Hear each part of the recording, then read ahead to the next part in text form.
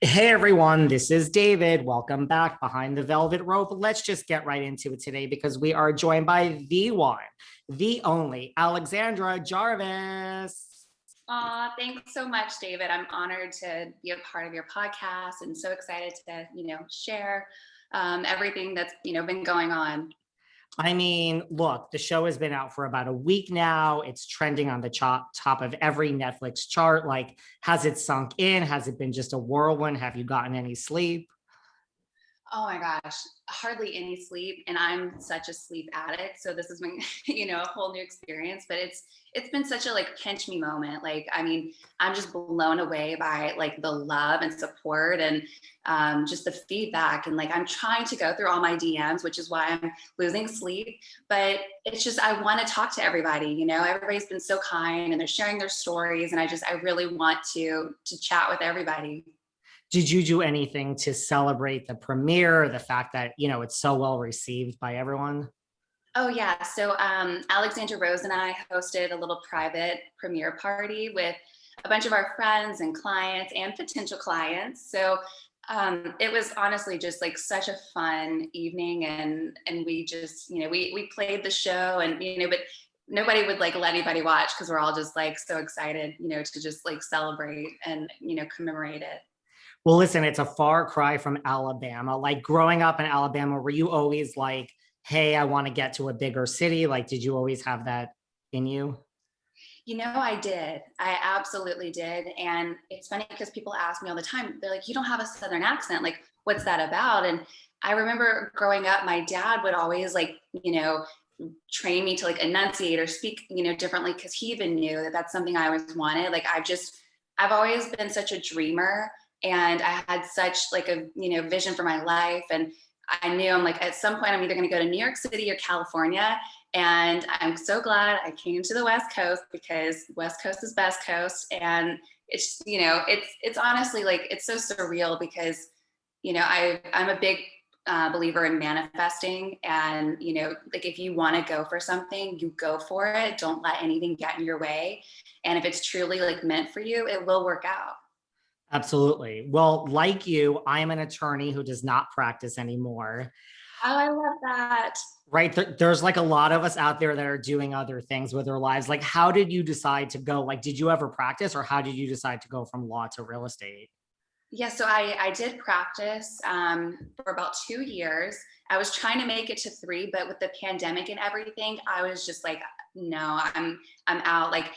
I honestly never thought I would practice. I thought I'd go maybe work, as counsel for a company. I've always been very business minded. So that's actually what I thought for myself. And I had a job offer for a fashion company to, be right under general counsel. They had, a great general counsel. And I thought about doing that, but then I ended up as a litigator because, I think with my personality, and I'm quick on the draw, and I think it just kind of worked out. Plus I love legal writing. I love the persuasive writing.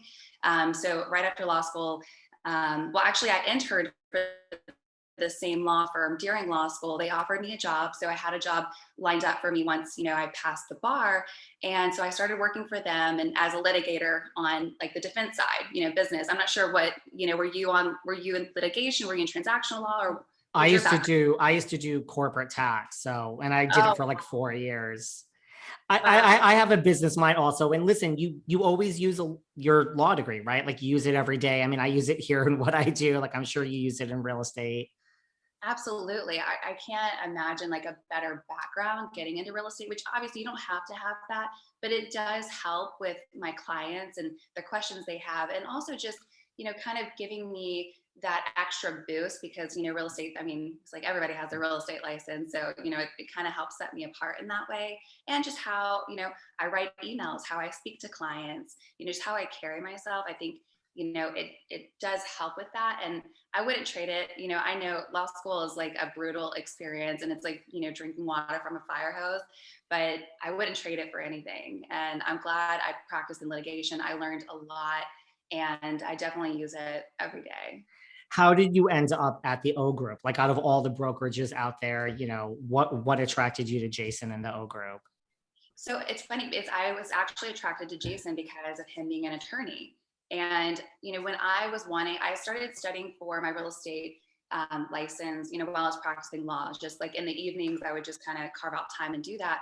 And I had, actually met Heather Ray Young through a girlfriend. Well, not Heather Ray Young El Musa, but I met her through a mutual friend. And I didn't even know about the brokerage at the time because it was just in LA and I've never lived in LA. So I just didn't know. But then I met her and she was such a doll and I didn't even know about Selling Sunset at the time. And so I like looked into it and I was like, oh my gosh, this broker is an attorney. Like, how cool is that? And I back up a little bit. When I was in law school at UCI, I was taking classes in the evening at the business school on real estate because I've just always had an interest. I had like the top score in my, top grade in my real estate, law class, and just always gravitated towards property law and things like that. But so I already had that interest. And then, I met Heather, found out her broker is an attorney. I was like, that's so cool. I was like, but I'm never moving to LA. So put a pin in that. Fast forward, I heard that, the Oak Group is coming to Orange County. And I thought, okay, maybe that would work. But obviously at that time, this was 2021 that I found out, like I think March of 2021. And it was right around the time I finally got licensed. And I thought, well, everybody's, gunning to, work at the O Group, I'm sure. And I reached out to Heather and I was like, hey, remember me? We met through a mutual friend. I'm getting into real estate. I already have my license. I'm ready to go. Like, how's your experience at the O Group? And she was so nice. She actually just volunteered like to introduce me to Jason. So she was like, oh, I'm gonna put you in touch with Jason. He and I met and he hired me within 5 minutes. Like, we just connected instantly, because of like our shared experience. And, honestly, I just think it was just meant to be, everything just lined up at the right time. And I think timing is such a huge part of it. And, I'm grateful to be there. Did you watch Selling Sunset then before you started with this experience? Like, did you know what you were getting into? Did you know that this might bring a little bit of drama in your life? I did. When after I met Heather, like I remember, I think I watched like the first episode and I was like, oh wow, like this is a lot. And I never watched reality TV before that. Like, I just had never tuned in. Part of that's because I don't know. I like the 50s, like, Hollywood films, like anything with Cary Grant or the Hepburns. So it was interesting because after like I realized, okay, I'm at the brokerage, and I genuinely came to the brokerage to get into real estate because I respected Jason. He understood the transition because I surprisingly, you may have had this too when you transition